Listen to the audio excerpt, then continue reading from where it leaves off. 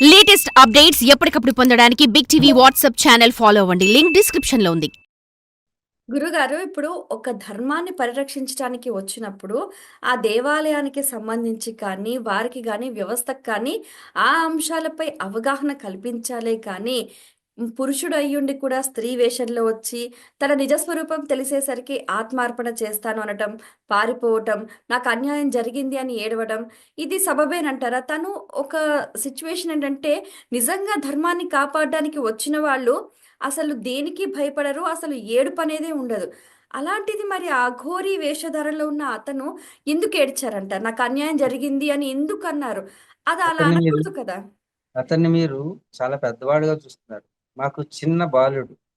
ఎందుకంటే మేము దాదాపు మా వయసు 60 సంవత్సరాలు దాటింది కదా! హ్మ్. అతని వయసు 24 సంవత్సరాల నుంచి హ్మ్. 7 సంవత్సరాల నుంచి 15 సంవత్సరాలు. లెక్క పెట్టండి ఎంత? 22. తర్వాత బయటకొచ్చి లౌకికమైన జీవన విధానం అతనికి తెలియదు. మేమంటే గృహస్థ సన్యాసులం కాబట్టి రెండింటిని ఒక్కసారి మేము అవగాహన చేసుకోగలం. ఇటు లోకాన్ని, అటు శ్లోకాన్ని, హుహు. అటు సాధనని, ఇటు ధనాన్ని.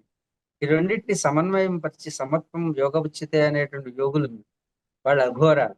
అఘోరాలు అంటే ఎప్పుడు చీకట్లో సంచరిస్తూ వారికి ఈ లోకం గురించి ఏమీ తెలియనటువంటి వారు. మీరు అనుకున్నట్టు అతను చాలా తెలివైన వాడైతే ఎక్కడో కూర్చుని నేను ఇది చేస్తాను అది చేస్తానని ఈ లోకం నుంచి ఏదైనా ఆశించవచ్చు. కానీ ఈ లోకం నుంచి ఏదైనా ఆశించి తను ఏమైనా పని చేశాడు? చేయలేదు.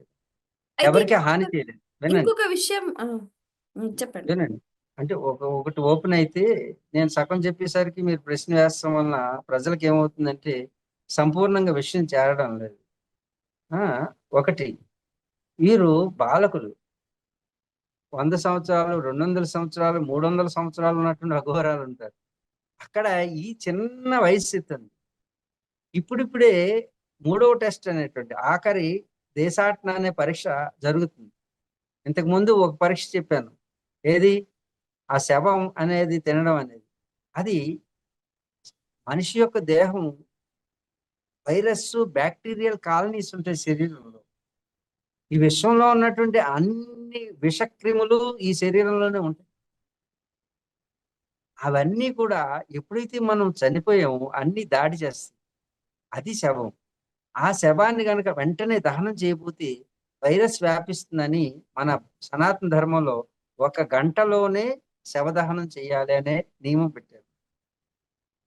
మిగతా మతాల్లో పూడ్చిపెడతారు. పూడ్చిపెడితే దాని నుంచి వైరస్ వ్యాపిస్తుందని మనకి అగ్నికి ఆహుతి చేసేటటువంటి ఒక క్రమాన్ని పెట్టారు. దాంట్లోంచి ఒక చిన్న విషతుల్యమైనటువంటిది, అంటే పరమోత్కృష్టమైనటువంటి పాషాణమైన విషయం ఏదైనా ఉంటే అది శవం మాత్రమే. ఆ శవాన్ని మింగి తన శరీరంలో ఎంత బ్యాక్టీరియా ఉత్పన్నం అవుతుందంటే వైరస్ అంతా కూడా వ్యాపించి దాన్ని తట్టుకుని సాధనలో నిలబడిన వాడే అఘోరి. అది ఒక పరీక్ష.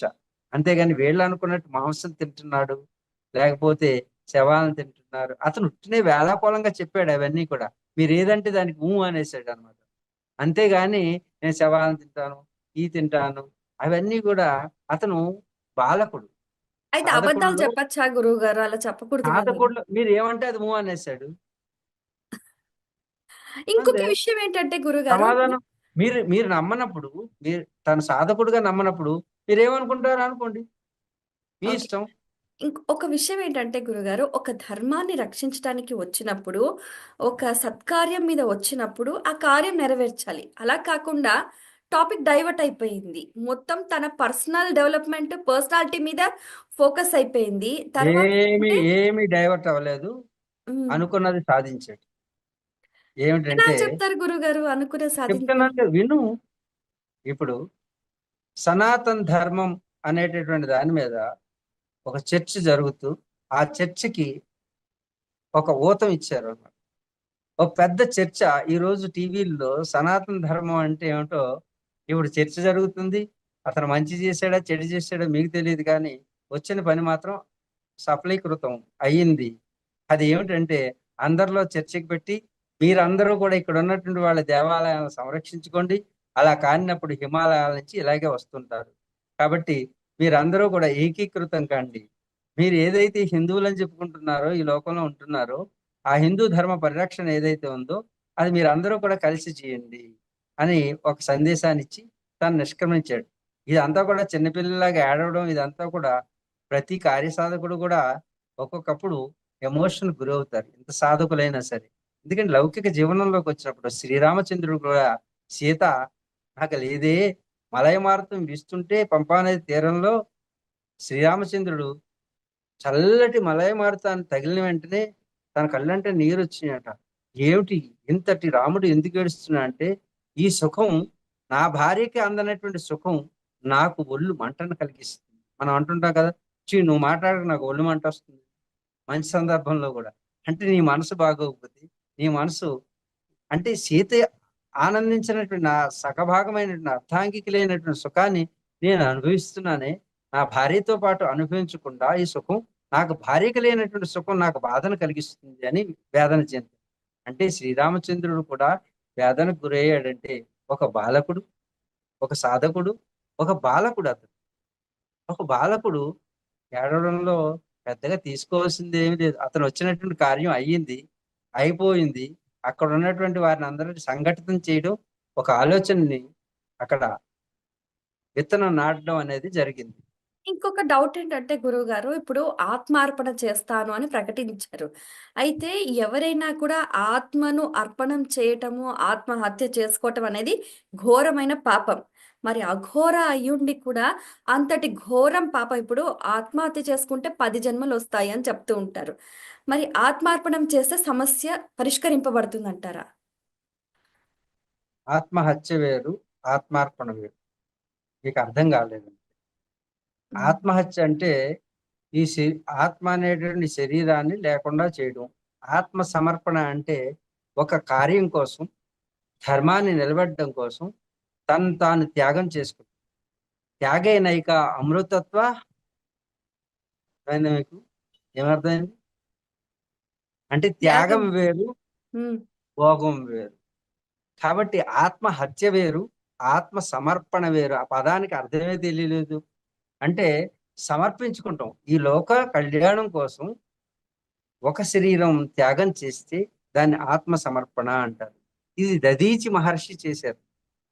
అవును. దధీచి మహర్షి వజ్రాయుధాన్ని కావాలి, రాక్షస మూకలు అందరూ కూడా దాడి చేస్తున్నారు. అదే కదా ఇప్పుడు జరుగుతుంది. ధర్మానికి హాని కలగడం అంటే మీరు అందరూ సుఖంగా ఉన్నారు అనుకుంటున్నారు. ఎవరు సుఖంగా లేరు. సుఖం అంటే తెలియక భ్రమలో జీవిస్తున్నారు. ఈ లోకంలో ఎవ్వరూ సుఖంగా లేరు. ఈ హిమాలయ యోగులు, ఆ నాగా సాధువులు, వాళ్ళ తప్ప. మాకు అవసరాలే లేవు, మీకు అనవసరాలే ఎక్కువైపోయింది. ఓకే. ఇప్పుడు నెక్స్ట్ తక్షణ కర్తవ్యం ఏంటంటారు? ఏమీ లేదు, మేము మాకు వచ్చినటువంటి కార్యాలు మేము చేస్తున్నాం. మీరు అనుకుంటున్నారు ఒక ఘోర వచ్చాడని. కాదు, అనేక మంది. మీరు అంటుంటారే అండర్ కవర్ ఏజెంట్స్ అని. అలా మేము అందరం పనులు చేస్తున్నాం, నిర్దేశించినటువంటి పనుల్ని. ఇప్పుడు నేను ఇంతకాలం మీకు 36 సంవత్సరాలు ఈ టీవీ ముందుకు రాలేదని. ఇప్పుడు నా కార్యము చాలా మంది అనుకుంటున్నారు బయటికి వెళ్ళి కార్యరంగంలో పనిచేయచ్చు కదా అని. కొందరు ఆఫీసులోను మీ వెనక ఆ ఎడిటింగ్ రూమ్ లో కొందరు పనిచేస్తుంటారు, నువ్వేమో ఆన్ స్క్రీన్ పని చేస్తుంటావు. ఆఫ్ స్క్రీన్ కొందరు పని చేస్తుంటారు, కొందరు ఏమో ఊడుస్తుంటారు, కొందరు అడుగుతుంటారు. ఒక కార్యాన్ని నిర్వర్తించడానికి ఇప్పుడు నా పని ఏంటి? ఇలాగ జ్ఞానాన్ని, అసలు విషయాన్ని తెలియజెప్పడం. ఇప్పుడు వరకు ఉన్నటువంటి అభిప్రాయం, నా నా ఈ టీవీల్లో నా యొక్క అభిప్రాయాన్ని తెలియజేసి ఒక హిమాలయ యోగిగా నేను చెప్పిన విషయాల్ని చాలా మంది దాన్ని అనుసరిస్తూ మనం అపోహకు గురయ్యాము అనేటటువంటి ఒక కంక్లూజన్కి వస్తున్నారు. అంటే నా పని ఇది. ఆయన పని కార్యక్షేత్రంలోకి దిగి అలా సృష్టించడం, దాన్ని ఒక అవేర్నెస్ తీసుకురావడం, అక్కడి నుంచి నిష్క్రమించడం. ఆత్మ సమర్పణ వేరు, ఆత్మ హత్య వేరు. ఆత్మహత్య చేసుకున్న వాళ్ళు భూత ప్రాత పిశాచాలు అవుతారు, ఆ భూతనాథుడు అవుతాడు ఆత్మ సమర్పణ చేసుకున్నాడు. అయితే ఇప్పుడు కొంతమందిలో ఒక భావన ఏంటంటే, ఈ బాబా అఘోరి నకిలీగా ఉన్నారు, వచ్చారు, ఏదో కాసేపు హల్చల్ చేశారు, వెళ్ళిపోయారు. ఇలాంటి వాళ్ళని నమ్మొద్దు అన్న ఒక ఎక్కడికి వెళ్ళిపోలేదు. ఆ! ఎక్కడికి వెళ్ళిపోలేదు. అతను హిమాలయాలకు ఇప్పుడు నేను నా దగ్గరికి వచ్చిన వెంటనే నేను హిమాలయాలకు పంపిస్తాను. రేపు నా దగ్గరికి వస్తాడు. శాంతం, లోపల ఉన్నటువంటి లోపాలని సరిచేస్తాం. ఏవైనా లోపాలు, ఏ లోపాలు మీరు చెప్తున్నారో ఆ లోపాలని సరిచేసి మళ్ళా తిరిగి వారి గురువు గారి దగ్గరికి పంపించేటువంటి బాధ్యత మాది. కాబట్టి తిరిగి మళ్ళా సాధకుడిగా దేశాటనకు వచ్చాడు. 5 సంవత్సరాలు అయింది. చివరగా మా ప్రేక్షకులకు మీ దగ్గరకు వచ్చి 4 రోజులే. కానీ వాళ్ళ గురువు గారు ఇచ్చినటువంటి అసైన్మెంట్ పూర్తి చేయడానికి మొత్తం దేశం అంతా కూడా తిరిగి అక్కడ ఈ ఈ జనులు లోకులు ఏ విధంగా ఉంటారు, ఆ లోకుల యొక్క అభిప్రాయాన్ని సేకరించి గురువు గారికి సమర్పించాలి. ఆ సమర్పిస్తూ తను బాధకు గురైనప్పుడు ఆత్మసమర్పణ అనేటువంటి పదాన్ని వాడడం వలన మీరు అనుకున్నారు ఆత్మహత్య చేసుకుంటాడు. ఆత్మహత్య కాదు, ఆత్మని సమర్పణ చేసుకుంటాను అన్నాడు. ఆత్మ సమర్పణ దేనికోసం? లోక కళ్యాణం కోసం. తను వచ్చినటువంటి పని విజయవంతంగా పూర్తి చేసుకున్నాడు. కాబట్టి తిరిగి అతను మరలా కుంభమేళాలో ప్రత్యక్షమైన తర్వాత కుంభమేళాల్లో మేము అందరం కూడా చర్చిస్తాం. ఈ విషయాలను కూడా మీరు అభిప్రాయాల్ని ప్రజలు ఏమేమి వ్యక్తం చేశారో వాటికి సరైనటువంటి సమాధానం పాలకులు పాపాలకులు అయితే పాలన ప్రజారంజకంగా లేనప్పుడు, ఇక్కడ ధార్మిక వ్యవస్థ అంతా కూడా కుప్పకూలినప్పుడు, ధర్మాన్ని పరిరక్షించుకోలేనటువంటి స్థితి ఏర్పడినప్పుడు హిమాలయాల నుంచి తప్పకుండా శస్త్రకారులై ఏంటి శస్త్రధారులై ధర్మదారిని సరిచేస్తారు. సత్యమేవ జయతి, సనాతన ధర్మం వర్ధిల్లుతుంది.